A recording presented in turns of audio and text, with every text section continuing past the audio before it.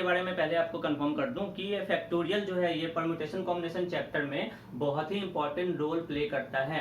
इस फैक्टोरियल को आप इंटरमीडिएट स्टेप्स में बार बार यूज करते हुए पाएंगे परम्यूटेशन कॉम्बिनेशन के पूरे चैप्टर में। इनफैक्ट सिर्फ परम्यूटेशन कॉम्बिनेशन ही नहीं, नंबर सिस्टम में जो बेसिक कैलकुलेशन है या प्रोबेबिलिटी है, इन सब जगह आपको इनका यूज करना पड़ेगा। तो इनको आप अच्छे से समझ लो। फैक्टोरियल एन लिखने का तरीका ये है या फिर ये। तो सबसे पहले इसका डिफिनेशन क्या है वो देख लो। ये है definition, factorial of any natural number n is product of first n natural number. मतलब factorial n is equal to n से एक कम, फिर उससे भी एक कम, क्योंकि लगातार जो नेचुरल नंबर होते हैं कंसेक्यूटिव एक एक का ही डिफरेंस होता है ना।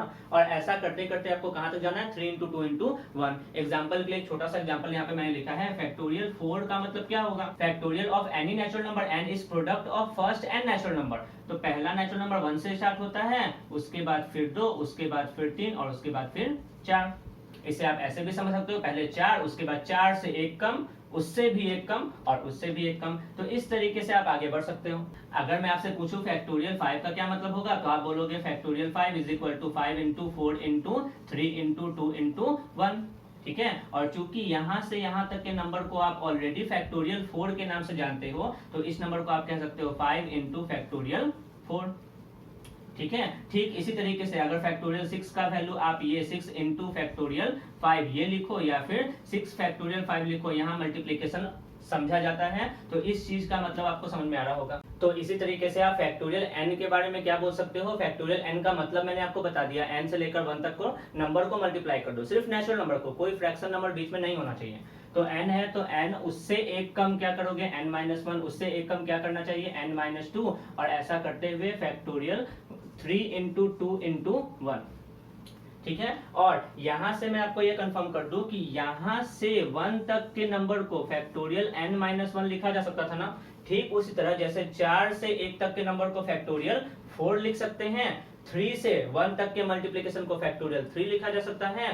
तो n-1 से कंसेक्यूटिव नेचुरल नंबर हैं, तो उनको आप क्या लिख सकते हो, n-1, और यहाँ पर ऑलरेडी क्या है, n। तो ये आपका एक फॉर्मूला ही बन गया है। इसके बारे में थोड़ा सा आप अच्छे से समझ जाना कि ऐसा लिखा जा सकता है, factorial n is equal to n into n-1। और हम लोग अपने तरीके से और भी चीजों को चेंज कर सकते हैं, जैसे factorial 8 is equal to 8 into 7 into, मुझे अगर यहाँ के बाद फैक्टोरियल में लिखने का मन है तो फैक्टोरियल 6, और अगर मुझे 5 के बाद फैक्टोरियल लिखने से काम बन रहा है तो 8 इंटू 7 इंटू 6 इंटू फैक्टोरियल 5। तो ये सब चेंजेस आप कर सकते हैं। ये सब इंटरमीडिएट स्टेप में काम आने वाला है जब हम लोग परम्यूटेशन कॉम्बिनेशन के क्वेश्चंस को सॉल्व करेंगे तब। इसके अलावा मैंने यहाँ पर साफ साफ लिख रखा है कि फैक्टोरियल n को इस सिंबल से भी डिनोट कर सकते हो या फिर इस सिंबल से भी। और इस चीज को पढ़ते कैसे हैं, रीड एज फैक्टोरियल n। इसका मतलब अगर इसके अंदर ये लिखा हो 5 तो आप इसे क्या पढ़ोगे, फैक्टोरियल 5। तो ये तरीके हैं आपको फैक्टोरियल्स पढ़ने के, और ये उनके बेसिक कॉन्सेप्ट्स हैं। ये तो हुआ डिफिनेशन। अब डिफिनेशन के अलावा भी कुछ टर्म्स हैं फैक्टोरियल में भी, उसे आप देख लो। ये फैक्टोरियल n, इस फैक्टोरियल n का डिफिनेशन ही कहां से स्टार्ट हुआ है, n belongs to natural number. मतलब नेचुरल नंबर से बाहर आप कोई नंबर पुट कर ही नहीं सकते हो इसके अंदर। ठीक है। तो सबसे मिनिमम नेचुरल नंबर कौन सा वैल्यू आप पुट कर सकते हो, for n is equal to 1। अगर आपने नेचुरल नंबर 1 इस एक्सप्रेशन में पुट किया या फिर किसी भी एक्सप्रेशन में पुट किया तो वो डिफाइन होना चाहिए। ठीक है। तो जब n पुट करते हैं इस एक्सप्रेशन में तो एक डिफरेंट रिजल्ट आता है, वो रिजल्ट भी बहुत ही यूजफुल है, इसलिए उसको आपको समझ लेना है। तो इस एक्सप्रेशन में मैंने n is equal to 1 put किया है। देखो लिखा क्या है, putting the value n is equal to 1 in equation 1। तो ये एक्सप्रेशन फैक्टोरियल 1 दिखेगा आपको, फैक्टोरियल 1। ठीक है। और यहाँ पर n की जगह क्या दिखने वाला है आपको, 1।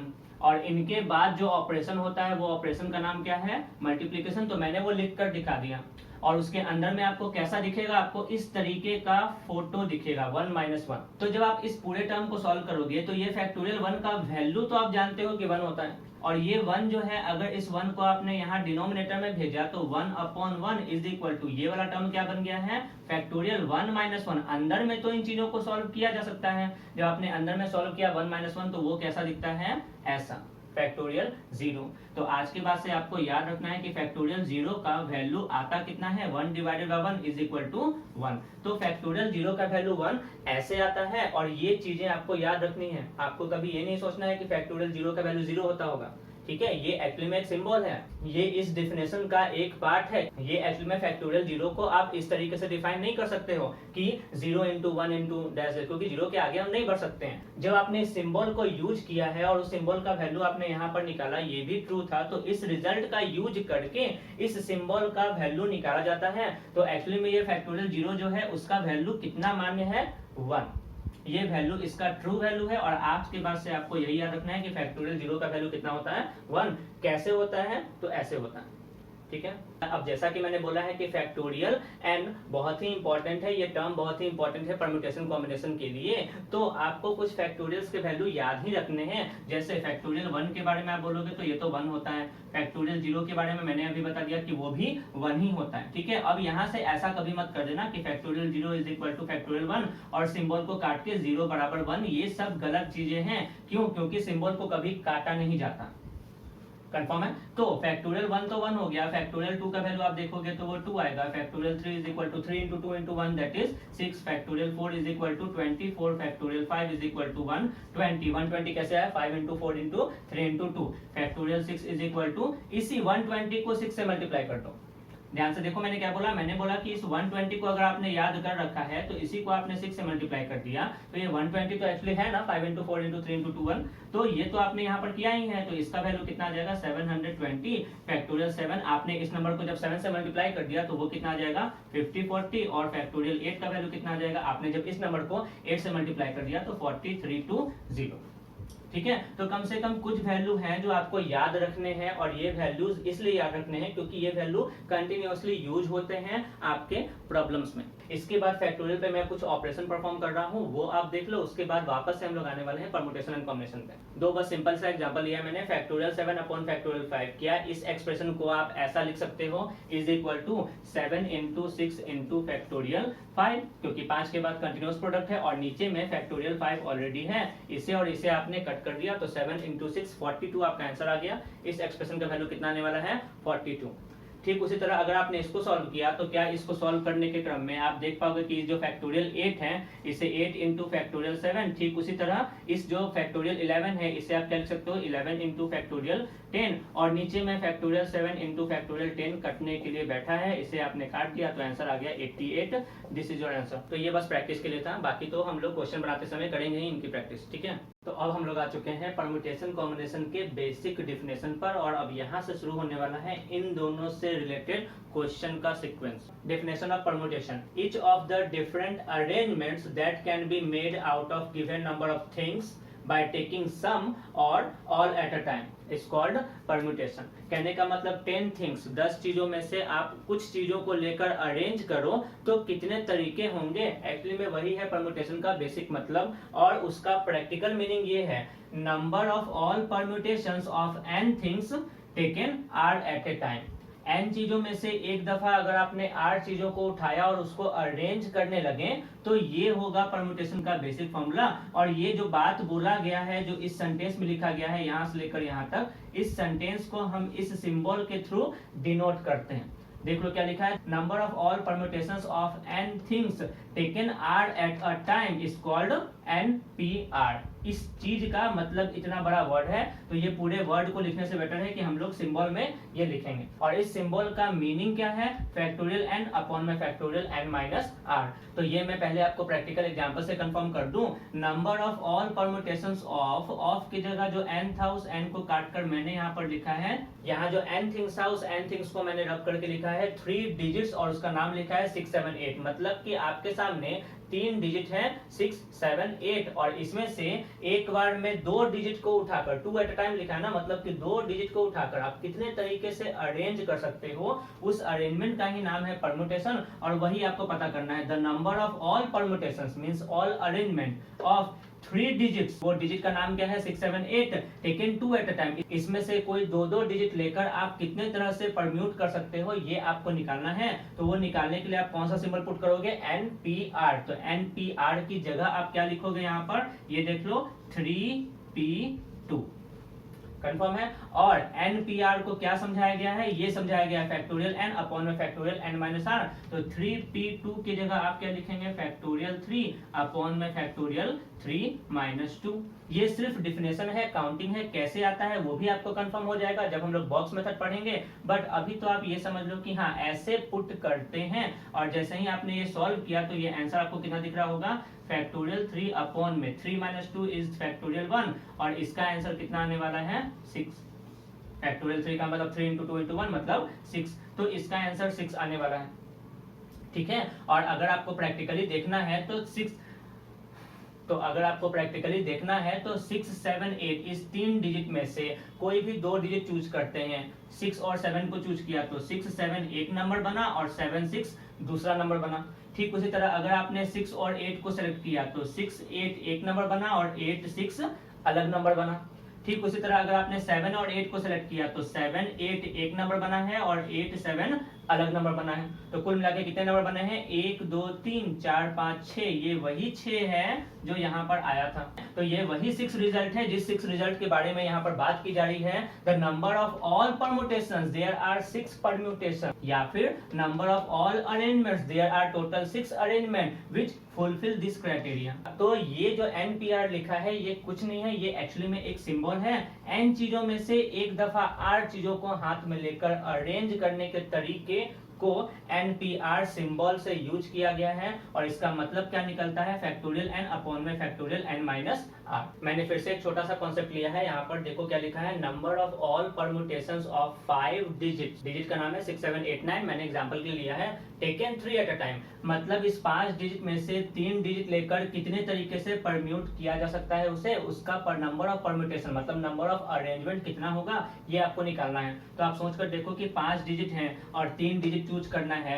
इसके पहले मैंने आपको कंफर्म कर रखा है, out of n things when you have to select r things at a time then number of permutations is equal to factorial n upon factorial n minus r। Similarly, out of 5 digits, if you have to select 3 at a time, then number of permutations is equal to factorial 5 upon में factorial 5 minus 3, that is 5p3।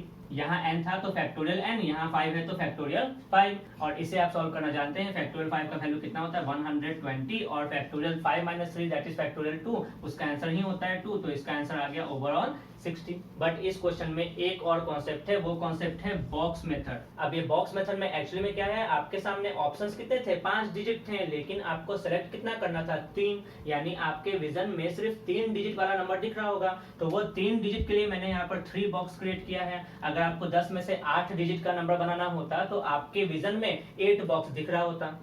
ठीक है, अगर आपको 15 में से 7 digit का number बनाना है, 7 digit का, तो यहाँ पे 7 बॉक्स दिख रहा होता। तो अभी मैंने यहाँ पर कितने बॉक्स लिखे हैं, 1, 2, 3, क्योंकि 3 ही डिजिट का नंबर आपको बनाना है। तो यहाँ पर इस बॉक्स को भरने के टोटल आपके पास कितने ऑप्शन है, 5 डिजिट थे। इस पांचों में से किसी भी एक डिजिट से आप इस स्थान को भर सकते हैं, इस बॉक्स को फिल कर सकते हैं।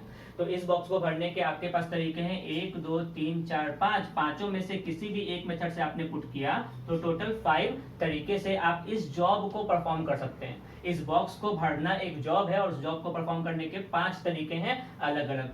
अब उसमें से कोई भी एक तरीका आपने यूज कर लिया, जैसे मान लो आपने यहाँ पर 8 ऑलरेडी पुट कर दिया, तो अब सेकंड वाले बॉक्स में आप इस 8 को पुट नहीं कर सकते हो। आपको 3 लेटर एक बार में सेलेक्ट करना था, और कहीं भी क्वेश्चन में ऐसा इंट्रोड्यूस नहीं है कि रिपीटिशन अलाउड। और जब तक क्वेश्चन में रिपीटिशन अलाउड ना लिखा हो, अपने मर्जी से रिपीटिशन अलाउड नहीं किया जाता है, जब तक सेंस नहीं आ रहा हो क्वेश्चन में रिपीटिशन वाले काउंटिंग का। ठीक है, तो सेकंड बॉक्स को भरने के आपके पास कुल मिला के 4 ही ऑप्शन है, क्योंकि एक डिजिट तो कम से कम आपने यहाँ पे पुट कर दिया है, एक डिजिट ऑलरेडी यूज हो चुका है, तो उसे आप दोबारा यूज नहीं कर सकते। तो सेकंड बॉक्स को भरने के टोटल कितने तरीके, 4। सिमिलरली थर्ड बॉक्स को भरने के टोटल कितने तरीके, 3। और ये है पहला जॉब, ये है दूसरा जॉब, ये है तीसरा जॉब। तो आपको याद होगा प्रिंसिपल ऑफ मल्टीप्लिकेशन, इस सारे जॉब को एक साथ परफॉर्म करना हो, मतलब एंड वाला कॉन्सेप्ट, तो बीच में आपको क्या देना पड़ता है, मल्टीप्लिकेशन। और जब आपने इन तीनों को मल्टीप्लाई किया 5 इंटू 4 इंटू 3, तो इसका आंसर भी कितना आ जाएगा, 60। लेकिन आंसर से हमें नहीं मतलब है, हमें आपको एक कॉन्सेप्ट समझाना है। 5 इंटू 4 इंटू 3 तो आ गया, मैंने इसके बाद क्या किया, यहाँ भी 2 इंटू 1 कर डाला और नीचे में भी 2 इंटू 1 कर दिया। ऐसा करने से फायदा ये हुआ कि ये 5 इंटू 4 इंटू 3 इंटू 2 इंटू 1 ये बन चुका है फैक्टोरियल 5, और ये जो 2 इंटू 1 है ये बन चुका है फैक्टोरियल 2। तो अब हम लोग ये समझ सकते हैं कि ये 5 इंटू 4 इंटू 3 वाला रिजल्ट इस रिजल्ट के इक्विवेलेंट है, मतलब अल्टीमेटली आंसर तो यही आना है, फैक्टोरियल 5 अपॉन में फैक्टोरियल 2। बट मुझे आपको जनरल अप्रोच पर पहुंचाना है। वो अप्रोच समझाने के लिए मैंने आपको ये लिखा है कि आपके क्वेश्चन अगर एन और आर में है, मतलब कि एक थ्योरी है जिसका जनरल फॉर्मेट एन और आर में लिखा है, तो हम फॉर्मूला में भी उस एन और आर को ही इंट्रोड्यूस करना चाहते हैं, किसी तीसरे वेरिएबल को नहीं यूज करना चाहते हैं। मतलब एक्स वाई जेड के रूप में हम लोग फॉर्मूला नहीं लिखते हैं। अगर कॉन्सेप्ट में एन और आर है तो एन और आर के रूप में ही वो फॉर्मूला लिखा जाता है। तो अगर आपके क्वेश्चन में 5 और 3 का यूज किया गया है, तो यहाँ भी अगर आप 5 और 3 के रूप में लिखने का कोशिश करें तो यही कहलाता है जनरल फॉर्म। और मैंने उसको ऐसा लिखा है, फैक्टोरियल 5 तो ऑलरेडी इस फॉर्मेट पर है, नीचे वाले फैक्टोरियल 2 को मैंने ऐसा लिख दिया फैक्टोरियल 5 माइनस में 3। इसे सॉल्व कीजिएगा तो फैक्टोरियल 2 ही आएगा और ये बन गया है आपका जनरल फॉर्म। तो इन जनरल आप ये कह सकते हो कि 5 चीजों में से अगर आपको 3 चीजों को सेलेक्ट करना था तो आपको अल्टीमेटली करना क्या पड़ रहा था, फैक्टोरियल 5 अपॉन में फैक्टोरियल 5 माइनस 3। तो अगर 5 के जगह n डिजिट हो और 3 के जगह r डिजिट हो, 8 चीजों को आपको एक दफा सेलेक्ट करना हो, तो आप इस 5 के जगह क्या लिखेंगे, यहाँ पर n लिख देंगे और यहाँ पर n 5 माइनस 3 के जगह क्या लिख देंगे, n माइनस r। तो ये आपका एक्चुअली में जनरल एप्लीकेशन है जब आप ओवरऑल सोचेंगे जनरल फॉर्म में। तो ये है इसका जनरल फॉर्म। और इसके बाद हम लोग पढ़ने जा रहे हैं कॉम्बिनेशन से रिलेटेड एक बेसिक क्वेश्चन और फिर हम लोग आएंगे क्वेश्चन के सेट पर। डिफिनेशन ऑफ कॉम्बिनेशन, कॉम्बिनेशन के डिफिनेशन में क्या लिखा है, each of the different selection, सिर्फ एक ही जगह चेंज है, यहाँ पे अरेंजमेंट था, यहाँ पर सिलेक्शन है। Each of different selection that can be made out of a given number of things by taking some or all at a time is called combination। मतलब ये जो डिफिनेशन है कि n चीजों में से आप 8 चीजों को सेलेक्ट करते हो तो उसी को बोला जाता है combination. Out of n things if you have to select r at a time, बस एक जगह चेंज है वर्ड में सेलेक्ट। और इस कॉम्बिनेशन का जनरल फॉर्मेट क्या है, the number of all combinations of n distinct things taken r at a time. r का वैल्यू हमेशा n से छोटा होगा या फिर बराबर हो सकता है इस वाले एप्लीकेशन में या फिर इस वाले एप्लीकेशन में, दोनों जगह पर। ठीक है, मतलब कि आप 10 चीजों में से 11 चीजें तो सेलेक्ट कर नहीं सकते, ना ही 11 चीजों को आप अरेंज कर सकते हो। 10 में से आप ज्यादा से ज्यादा 10 चीजों को सेलेक्ट कर सकते हो या फिर 10 से कम। तो ये वही चीज लिखा है। तो नोट में क्या लिखा है, number of all combinations of n distinct things. Distinct word का मतलब होता है बिल्कुल डिफरेंट, मतलब अलग अलग चीजें। तो n अलग अलग चीजों में से अगर आपने 8 चीजों को एक दफा सेलेक्ट किया, ठीक है, तो टोटल नंबर ऑफ जो सिलेक्शन होगा वो NCR होगा। और NCR का मतलब ये out of n things you have to select r at a time. और इसका मीनिंग क्या है, NCR is equal to factorial n upon factorial n minus r into में फैक्टोरियल r। एक प्रैक्टिकल एग्जांपल से मैं इस कॉन्सेप्ट को भी क्लियर कर देता हूँ। एग्जांपल के लिए मैंने लिखा है the number of all combinations of 4 different person PQRS taken 3 at a time, मतलब 4 पर्सन है आपके सामने PQRS और इसमें से अगर आपने 3 पर्सन को एक बार में सेलेक्ट किया तो ऐसे कितने पॉसिबल ग्रुप बन सकते हैं, कितने कॉम्बिनेशंस बन सकते हैं। तो इसके लिए आप क्या करोगे, इस फॉर्मूला पर फोकस कीजिए। इसका क्या मतलब था, out of n things if you have to select r at a time then number of combinations is equal to factorial n upon factorial n minus r into factorial r। ठीक उसी तरह out of 4 things when you have to select 3 at a time then total number of combination is equal to 4C3 and 4C3 is equal to NCR means factorial n, so 4C3 is equal to factorial 4 and divided by factorial n minus r, so divided by factorial 4 minus 3, factorial 4 minus 3 and factorial r। तो यहाँ पे आप क्या लिखोगे, factorial में 3। जब आपने इसको सॉल्व किया तो ये नंबर आपको कितना दिख रहा है, फैक्टोरियल 4 का मतलब होता है 4 इंटू 3 इंटू 2 इंटू 1 और 3 इंटू 2 इंटू 1 को आप फैक्टोरियल 3 लिख सकते थे, तो मैंने इसको फैक्टोरियल 3 लिख दिया। और डिनोमिनेटर में क्या है, 4 माइनस 3 मतलब 1, तो फैक्टोरियल 1 और इंटू में फैक्टोरियल 3 है तो फैक्टोरियल 3, इसको मैंने कट कर दिया। ये नंबर आपको दिख रहा होगा 4। तो इस क्वेश्चन का आंसर ओवरऑल कितना आया है, 4।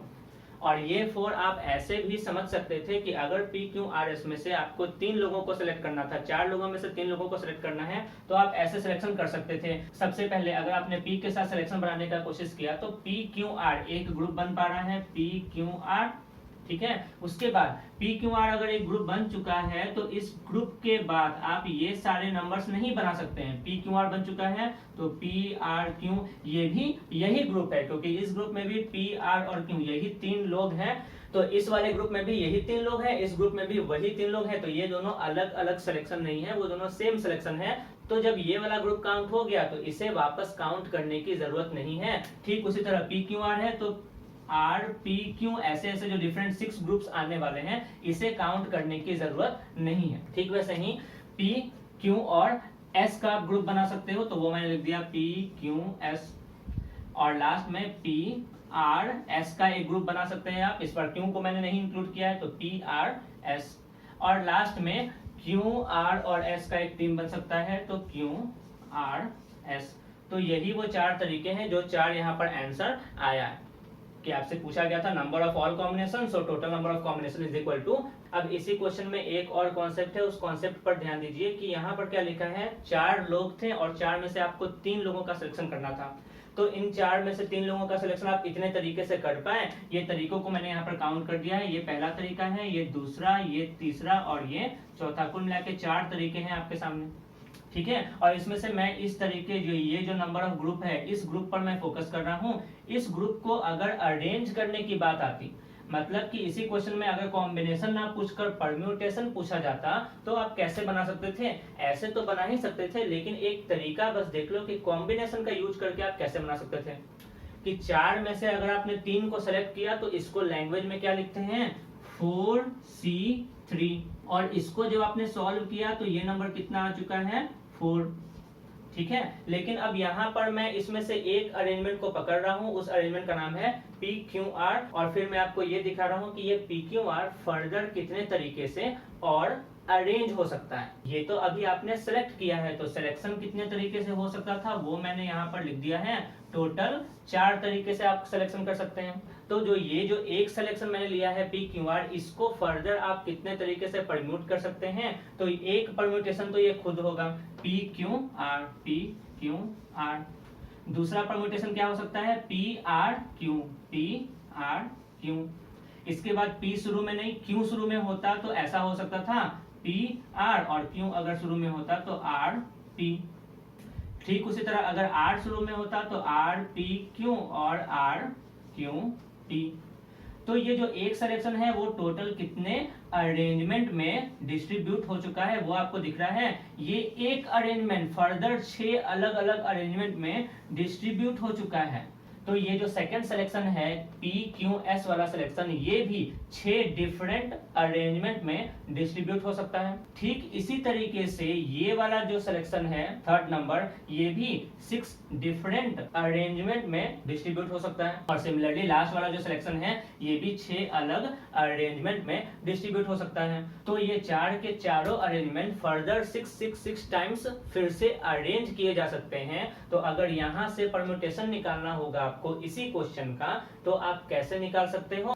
तो सबसे पहले आपने क्या किया, 4 में से 3 चीजों को सेलेक्ट कर लिया और उसमें से हर सिलेक्शन कितनी दफा मल्टीप्लाई हो जा रहा है 6 टाइम्स। देख लो एक सिलेक्शन जो है वो 6 टाइम्स डिस्ट्रीब्यूट हो गया, दूसरा सिलेक्शन भी 6 टाइम डिस्ट्रीब्यूट हो जाएगा, तीसरा सिलेक्शन भी 6 टाइम डिस्ट्रीब्यूट हो जाएगा। तो ऐसे करके आप ये देख पा रहे हो ना कि सारे सिलेक्शन 6 टाइम्स मल्टीप्लाई हो जा रहे हैं। तो बन क्या जा रहा है परम्यूटेशन, इसी को तो परम्यूटेशन बोलते हैं। 4 सिलेक्शन और पर सिलेक्शन 6 अलग अरेंजमेंट में बट रहा है। तो 4 into 6 that is 24 number of arrangement इसमें दिखने वाले हैं आपको। तो वो मैं आपको यहाँ पर लिखकर दिखा रहा हूँ। ये था नंबर ऑफ सिलेक्शन जिसका वैल्यू कितना आया था 4, और हर सिलेक्शन को आपने 6 से मल्टीप्लाई कर दिया 4 into 6, तो ये आ गया टोटल नंबर ऑफ परम्यूटेशन। और ये परम्यूटेशन अगर आप यहाँ से निकालना चाहते तो आप यहाँ से भी निकाल कर देख सकते थे।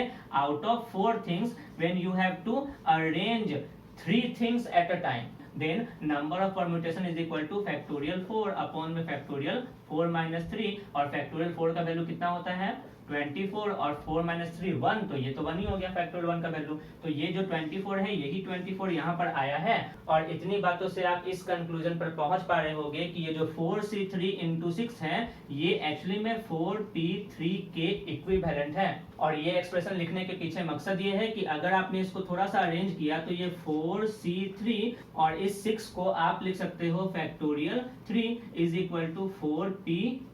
और इन जनरल अगर आप इसे फॉर्मूला की नजर से देखोगे तो ये आपको ऐसे दिखेगा कि अगर यहाँ पर 4 और 3 नहीं होता, n और r की बात कर रहे होते हम यानी जनरल फॉर्मेट में, तो ऐसा करते हैं, out of n things when you have to select r things at a time then this is number of selection.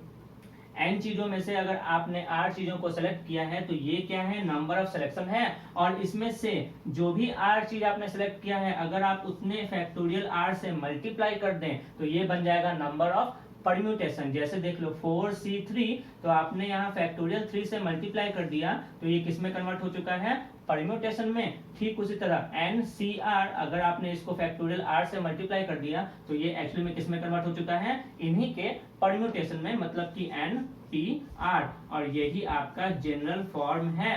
Permutation और कॉम्बिनेशन के बीच में एक रिलेशनशिप है। और ये जो टर्म है इसका प्रूफ आप ऐसे भी लिख सकते हो कि अगर आपने लिखा है NCR इंटू में फैक्टोरियल r जो कि आपका LHS है, ठीक है, तो इनको आप क्या लिख सकते हो फर्दर, फैक्टोरियल n अपॉन में factorial n minus r into factorial r। और इंटू में ऑलरेडी फैक्टोरियल r है, इसे आपने कैंसिल कर दिया तो ये नंबर बन चुका है फैक्टोरियल n अपॉन में फैक्टोरियल n माइनस r। और इसी एक्सप्रेशन को आप जानते हो परम्यूटेशन के फॉर्मूला से NPR। तो ये जो रिलेशन मैंने लिखा है यहाँ से यहाँ तक, ये एक्चुअली में परम्यूटेशन और कॉम्बिनेशन के बीच का रिलेशन है। और अभी तक आपने जितना भी कॉन्सेप्ट पढ़ा है और इसी कॉन्सेप्ट के बेसिस पर हम लोग कुछ क्वेश्चन के सेट करने वाले हैं, क्योंकि ये जो पूरा टॉपिक है permutation and combination, it's all about problem solving approach.